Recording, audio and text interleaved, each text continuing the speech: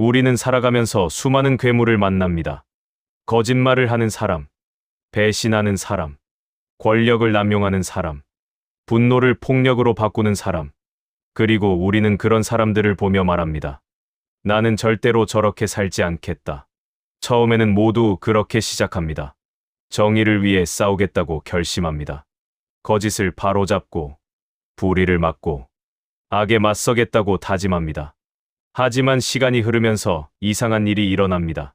분노는 점점 커지고, 용서는 약함처럼 느껴지기 시작하며, 상대를 이기기 위해서라면 무엇이든 괜찮다고 생각하게 됩니다. 그리고 어느 날 문득, 우리는 가장 미워했던 사람과 너무나 닮아 있는 자신을 발견합니다. 니체는 이 순간을 누구보다도 날카롭게 바라본 철학자였습니다. 그는 짧은 한 문장으로 인간의 가장 깊은 위험을 경고했습니다. 괴물과 싸우는 사람은 그 싸움 속에서 자신도 괴물이 되지 않도록 조심해야 한다. 그리고 당신이 오랫동안 심연을 들여다본다면 심연 또한 당신을 들여다본다. 많은 사람은 이 문장을 악한 사람을 멀리하라는 조언쯤으로 생각합니다. 하지만 니체가 말한 것은 훨씬 더 무서운 이야기였습니다. 그는 말합니다. 괴물은 밖에만 있는 것이 아니라 당신 안에서도 태어날 수 있다. 그리고 그 괴물은 어느 날 갑자기 생기는 것이 아닙니다. 그것은 아주 작은 분노에서 시작됩니다. 작은 증오에서 시작됩니다. 자신은 정의롭다는 확신에서 시작됩니다. 그래서 가장 위험한 사람은 처음부터 악한 사람이 아닙니다. 자신은 절대로 악해질 수 없다고 믿는 사람입니다. 오늘 우리는 니체가 남긴 가장 깊은 경고를 함께 따라가려 합니다. 괴물은 누구인가? 심연은 무엇인가? 그리고 우리는 어떻게 싸우면서도 끝까지 자기 자신으로 남을 수 있는가? 이 질문은 세상을 위한 질문이 아닙니다.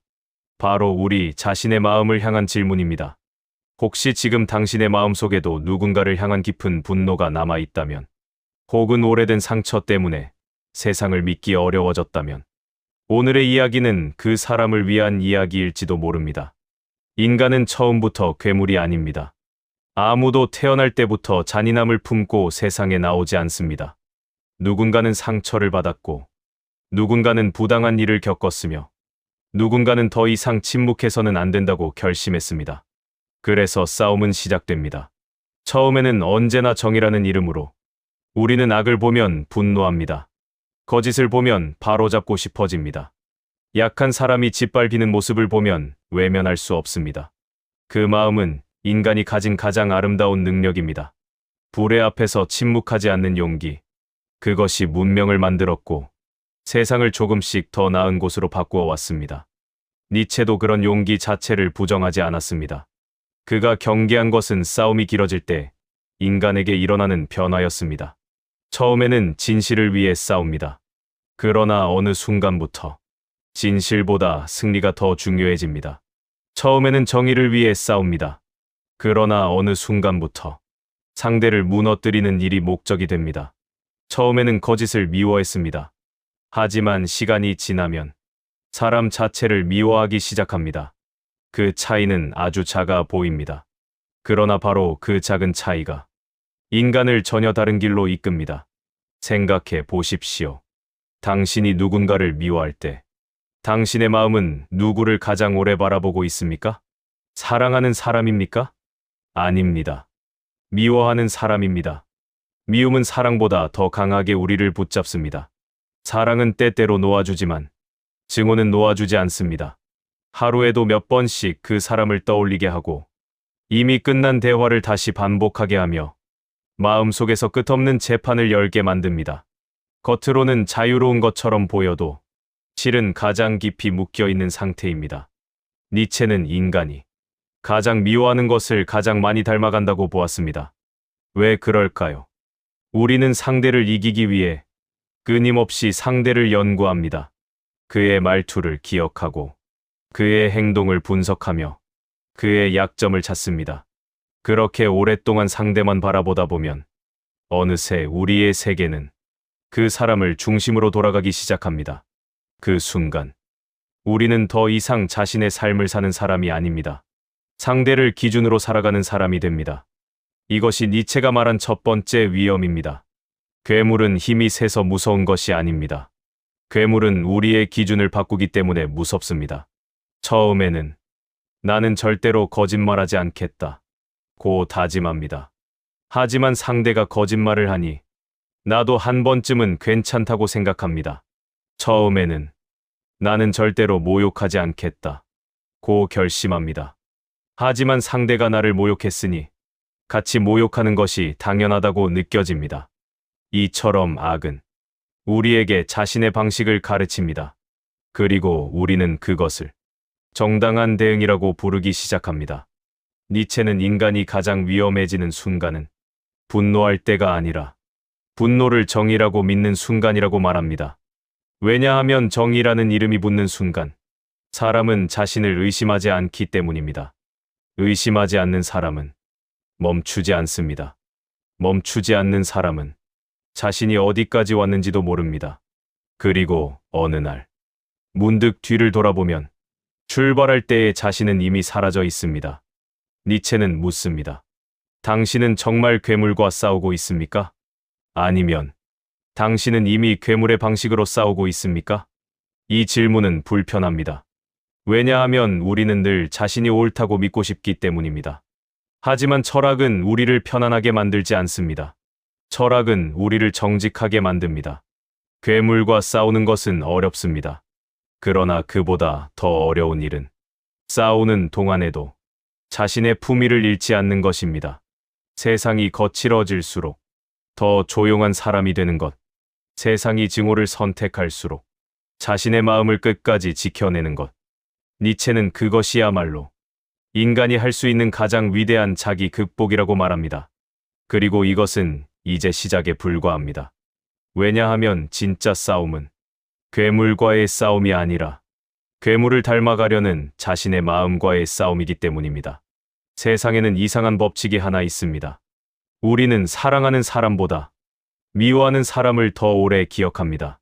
좋은 말 한마디는 금세 잊어버리면서도 모욕적인 말 한마디는 몇 년이 지나도 선명하게 떠오릅니다.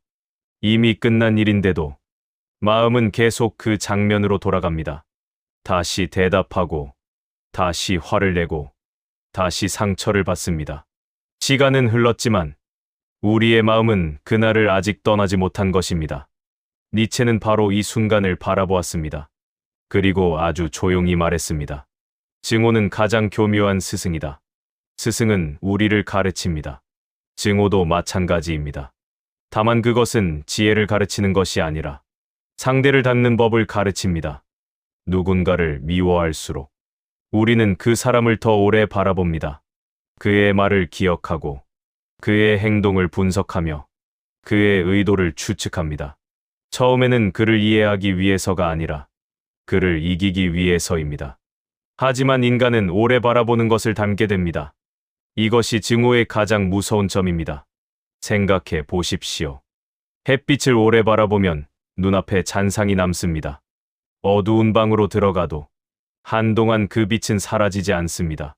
마음도 그렇습니다. 우리가 오래 바라본 것은 우리 안에 흔적을 남깁니다. 분노를 오래 바라보면 마음은 점점 분노를 기준으로 세상을 해석합니다. 의심을 오래 품으면 모든 사람을 의심하기 시작합니다. 배신을 오래 붙잡고 있으면 새로운 사람도 믿지 못하게 됩니다. 괴물은 우리의 문을 부수고 들어오는 것이 아닙니다. 우리가 스스로 문을 열어줄 때 조용히 안으로 들어옵니다. 니체가 말한 심연도 바로 그런 의미였습니다. 많은 사람들은 심연을 악이나 지옥처럼 생각합니다. 그러나 니체에게 심연은 인간의 가장 깊은 내면입니다. 우리 안에 잠들어 있는 욕망, 분노, 권력에 대한 갈망, 복수하고 싶은 마음, 인정받고 싶은 욕심, 평소에는 보이지 않습니다. 하지만 극한의 상황에서는 그 심연이 모습을 드러냅니다. 그리고 그때 우리는 알게 됩니다. 내가 평생 비난하던 것들이 사실은 내 안에도 존재하고 있었다는 사실을. 이것이 니체가 말한 심연도 당신을 들여다본다 의 의미입니다.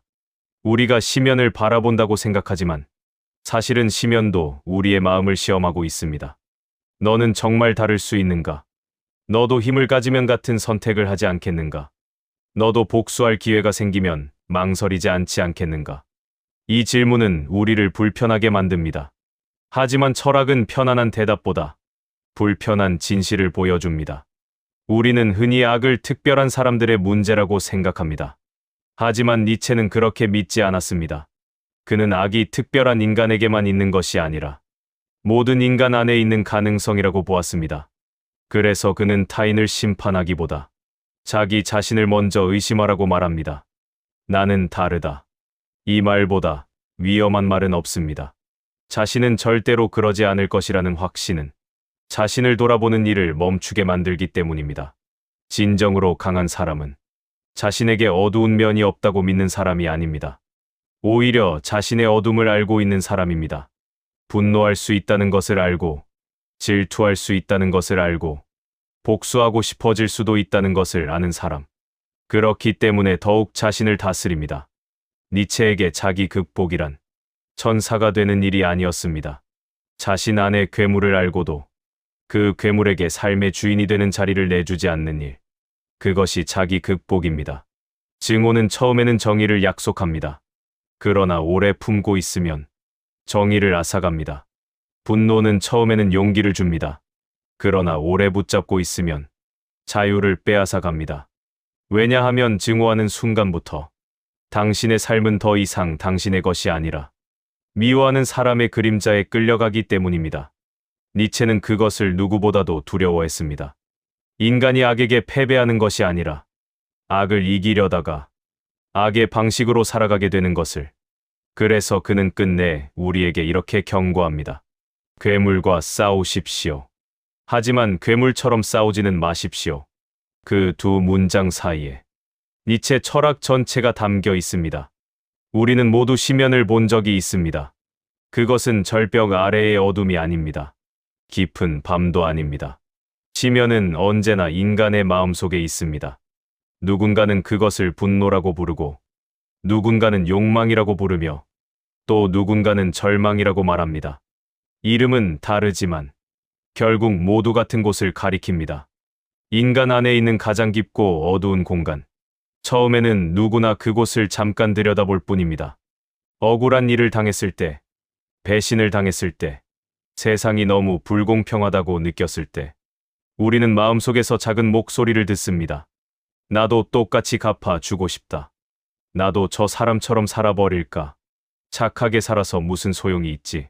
그 순간, 심연은 처음으로 우리를 바라보기 시작합니다. 많은 사람은 심연을 바라보는 것이 위험하다고 생각합니다. 하지만 니체는 그렇게 말하지 않았습니다. 그는 심연을 보지 말라고 하지 않았습니다.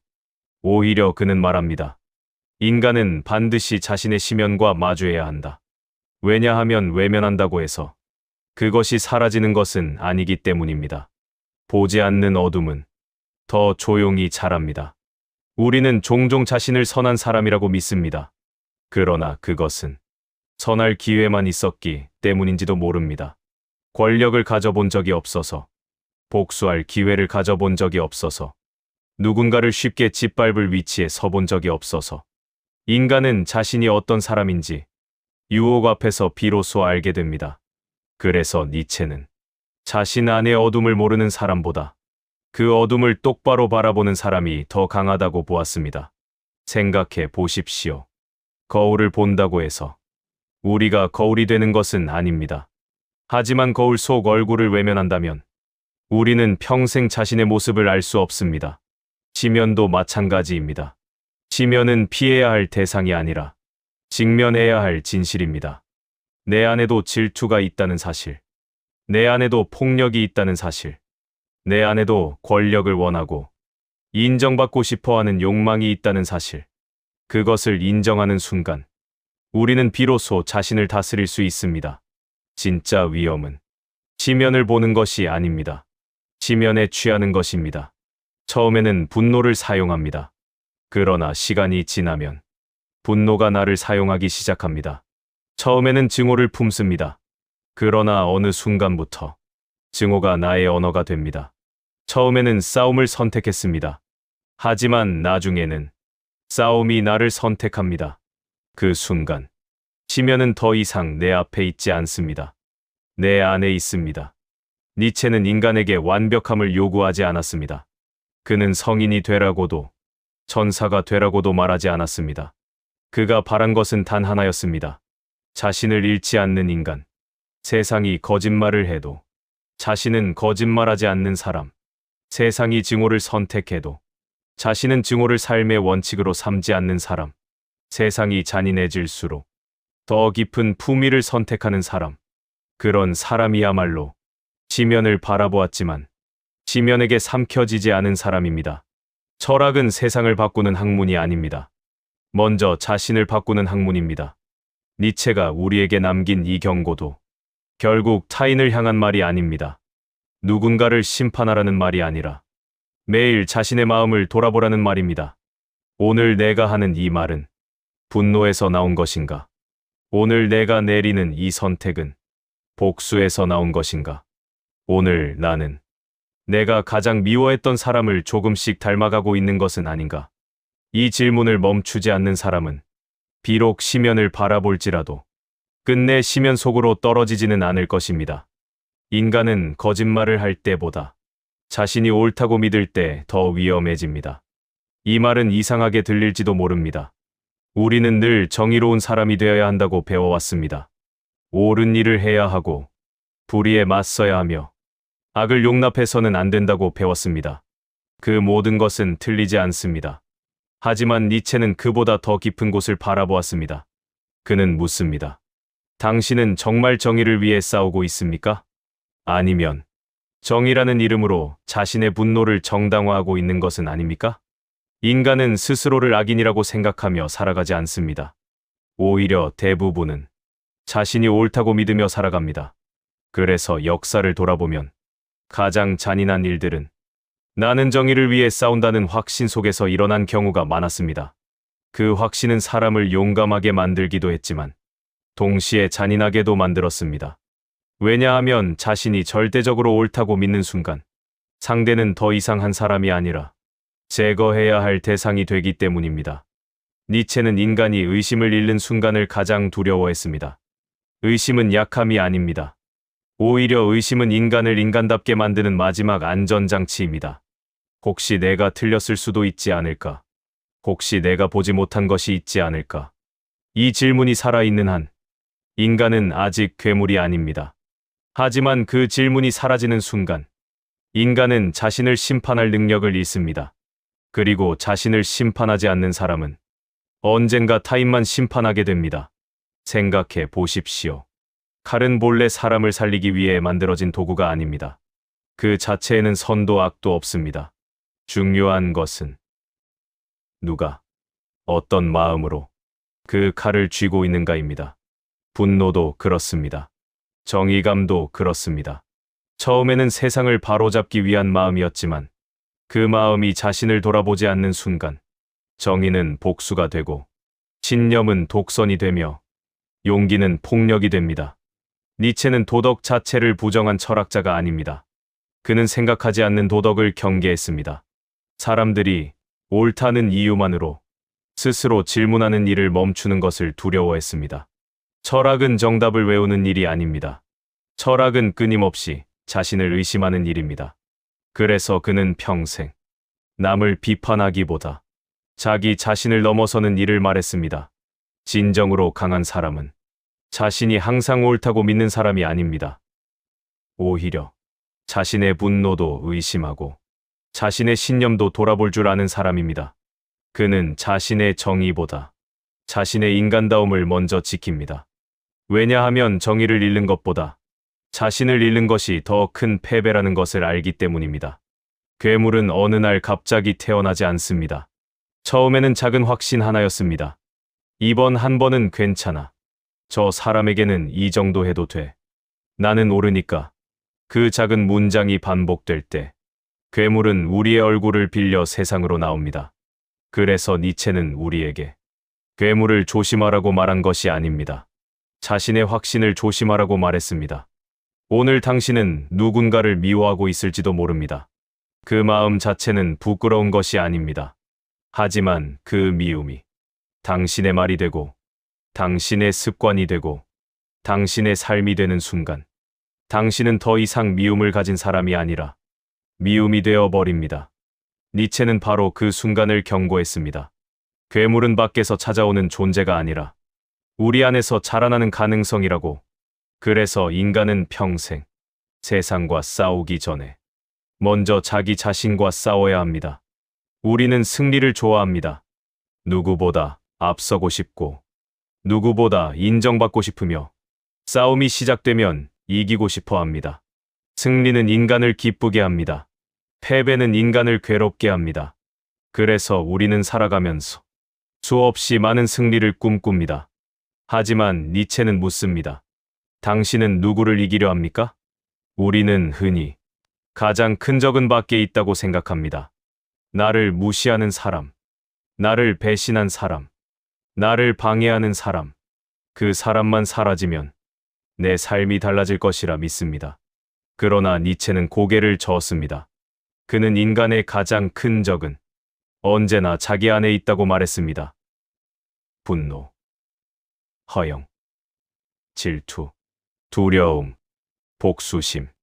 인간을 무너뜨리는 것은 대개 밖에서 오는 것이 아니라 안에서 자라는 것들이었습니다. 누군가를 이기는 것은 어렵습니다. 하지만 자신을 이기는 것은 비교할 수 없을 만큼 어렵습니다. 화를 내는 것은 쉽습니다. 화를 삼키는 것은 어렵습니다. 복수하는 것은 쉽습니다. 복수를 내려놓는 것은 어렵습니다. 상대를 모욕하는 것은 쉽습니다. 모욕을 받았음에도 자신의 품위를 지키는 것은 어렵습니다. 그래서 니체는 가장 위대한 승리는 타인을 정복하는 것이 아니라 자기 자신을 넘어서는 것이라고 말했습니다. 많은 사람은 자기 극복을 성공하는 것이라고 생각합니다. 더 높은 자리, 더 많은 돈, 더 큰 명예. 하지만 그것은 세상이 말하는 성공입니다. 니체가 말한 자기 극복은 전혀 다른 것이었습니다. 어제보다 더 진실한 사람이 되는 것, 어제보다 더 자유로운 사람이 되는 것, 어제보다 덜 미워하는 사람이 되는 것. 그것이 자기 극복입니다. 생각해 보십시오. 누군가 당신을 모욕했습니다. 당신은 똑같이 모욕할 수도 있습니다. 그것은 쉽습니다. 하지만 끝내 같은 말을 하지 않는다면 누가 더 강한 사람일까요? 세상은 더 크게 소리치는 사람이 이긴 것처럼 보일지 모릅니다. 하지만 니체는 자기 자신을 잃지 않은 사람이 이미 가장 큰 승리를 거두었다고 말합니다. 왜냐하면 그는 상대가 자신의 삶을 결정하도록 허락하지 않았기 때문입니다. 괴물은 우리에게 끊임없이 속삭입니다. 너도 한 번쯤은 괜찮아. 세상은 원래 이런 곳이야. 착하게 살면 손해야. 처음에는 작은 유혹입니다. 하지만 그 유혹을 반복해서 받아들이는 순간 우리는 더 이상 자신의 원칙으로 살아가는 사람이 아닙니다. 세상의 방식으로 살아가는 사람이 됩니다. 니체는 그 순간을 가장 큰 패배라고 보았습니다. 진정한 자유란 무엇일까요? 많은 사람은 하고 싶은 대로 사는 것이 자유라고 말합니다. 그러나 니체는 그보다 더 깊은 자유를 말했습니다. 감정의 노예가 되지 않는 것, 분노가 시키는 대로 살지 않는 것, 증오가 이끄는 길을 따라가지 않는 것, 복수심이 인생을 결정하게 하지 않는 것. 그것이 진정한 자유입니다. 괴물을 이기는 방법은 괴물보다 더 강한 괴물이 되는 것이 아닙니다. 끝까지 괴물이 되지 않는 것입니다. 세상이 당신을 거칠게 만들려고 해도 당신은 거칠어지지 않는 것. 세상이 당신을 냉소적으로 만들려고 해도 당신은 냉소를 삶의 방식으로 선택하지 않는 것. 그것이야말로 인간이 할 수 있는 가장 위대한 저항입니다. 니체는 인간에게 완벽함을 요구하지 않았습니다. 다만 매일 조금씩 어제의 자신을 넘어서는 삶을 요구했습니다. 오늘 한 번 더 참고, 오늘 한 번 더 생각하고, 오늘 한 번 더 자신의 마음을 들여다보는 것. 그 작은 반복이 결국 인간을 만들어 갑니다. 그래서 마지막에 남는 질문은 내가 누구를 이겼는가?가 아닙니다. 나는 끝까지 나 자신으로 남았는가? 이 질문에 조용히 그렇다 라고 대답할 수 있다면 당신은 이미 세상이 주는 어떤 승리보다 더 큰 승리를 얻은 것입니다. 좋습니다. 이 마지막 장은 정답을 말하는 결말이 아니라 시청자의 마음속에 오래 남는 여운을 남겨야 합니다. 니체는 결론을 강요하는 철학자가 아니라 평생 자신을 돌아보게 만드는 질문을 남긴 철학자였기 때문입니다. 우리는 살아가면서 수없이 많은 싸움을 합니다. 세상과 싸우고 운명과 싸우며 때로는 자기 자신과도 싸웁니다. 어떤 싸움은 이기고 어떤 싸움은 패배합니다. 하지만 시간이 흐른 뒤 우리는 문득 깨닫게 됩니다. 진짜 중요한 것은 싸움의 결과가 아니었다는 사실을, 그 싸움이 나를 어떤 사람으로 만들었는가, 그것이 더 중요했습니다. 니체는 평생 강한 인간을 이야기했습니다. 하지만 그가 말한 강함은 힘으로 상대를 굴복시키는 능력이 아니었습니다. 그는 자신의 분노를 다스릴 수 있는 사람, 자신의 증오를 넘어설 수 있는 사람, 그리고 끝내 자신의 영혼을 잃지 않는 사람을 가장 강한 인간이라 불렀습니다. 괴물은 언제나 우리에게 속삭입니다. 세상은 원래 잔인해. 너도 그렇게 살아야 살아남아. 착하게 살면 손해만 본다. 그 말은 때로는 너무 현실적이라 진실처럼 들립니다. 그래서 많은 사람은 조금씩 자신을 바꾸기 시작합니다. 처음에는 한 번뿐이라고 생각합니다. 한 번의 거짓말, 한 번의 모욕, 한 번의 배신. 하지만 인간은 한 번으로 변하는 존재가 아닙니다. 반복으로 변하는 존재입니다. 오늘의 작은 타협은 내일의 습관이 되고, 습관은 성격이 되며, 성격은 결국 한 사람의 운명이 됩니다. 그래서 니체는 괴물을 조심하라고 말하기 전에 먼저 자신을 조심하라고 말했습니다. 세상이 나를 어떻게 대하는가 보다 나는 세상에 어떻게 응답하는가, 그 질문이 인간을 끝까지 인간으로 남게 합니다. 생각해보면 우리는 평생 남을 이해하려 애쓰면서도 정작 자기 자신은 깊이 들여다보지 못하고 살아갑니다. 하지만 가장 긴 여행은 세상을 향한 여행이 아니라 자기 자신을 향한 여행입니다. 그리고 그 길은 언제나 불편합니다. 내 안의 질투를 인정해야 하고, 내 안의 욕망을 마주해야 하며, 내 안에도 괴물이 숨어 있다는 사실을 받아들여야 하기 때문입니다. 그것은 쉽지 않습니다. 하지만 바로 그 용기 때문에 인간은 스스로를 넘어설 수 있습니다. 니체는 인간을 완성된 존재라고 생각하지 않았습니다. 인간은 매일 자신을 만들어가는 존재입니다. 그래서 오늘의 선택 하나가 내일의 내가 됩니다. 오늘의 말 한마디가 내일의 성품이 됩니다. 오늘 품은 작은 증오 하나가 언젠가는 나 자신을 바꾸어 놓을 수도 있습니다. 반대로 오늘 지켜낸 작은 품위 하나가 언젠가는 누구도 빼앗을 수 없는 당신의 본성이 될 수도 있습니다. 그러므로 괴물과 싸워야 한다면 끝까지 싸우십시오. 불의 앞에서 침묵하지 마십시오. 거짓 앞에서 고개 숙이지 마십시오. 하지만 단 하나만은 잊지 마십시오. 그 싸움이 당신의 영혼까지 바꾸게 해서는 안 됩니다. 세상이 아무리 거칠어져도 당신의 마음까지 거칠어질 필요는 없습니다. 세상이 아무리 차가워져도 당신의 인간다움까지 얼어붙을 이유는 없습니다. 오늘 이 영상을 마치며 니체가 우리에게 남긴 문장을 다시 한번 떠올려 봅니다. 괴물과 싸우는 사람은 그 싸움 속에서 자신도 괴물이 되지 않도록 조심해야 한다. 이 문장은 괴물을 두려워하라는 말이 아닙니다. 자신을 잃지 말라는 말입니다. 세상에는 당신의 마음을 무너뜨릴 수 있는 사람이 있을지 모릅니다. 하지만 당신의 품위를 빼앗을 수 있는 사람은 없습니다. 그것을 내어주는 순간은 언제나 당신이 스스로 포기하는 순간뿐입니다. 그러니 오늘 세상보다 먼저 자신의 마음을 지켜보십시오. 누군가를 이기는 것보다 끝까지 자기 자신으로 남는 것, 어쩌면 그것이 니체가 말한 가장 위대한 승리일지도 모릅니다. 감사합니다.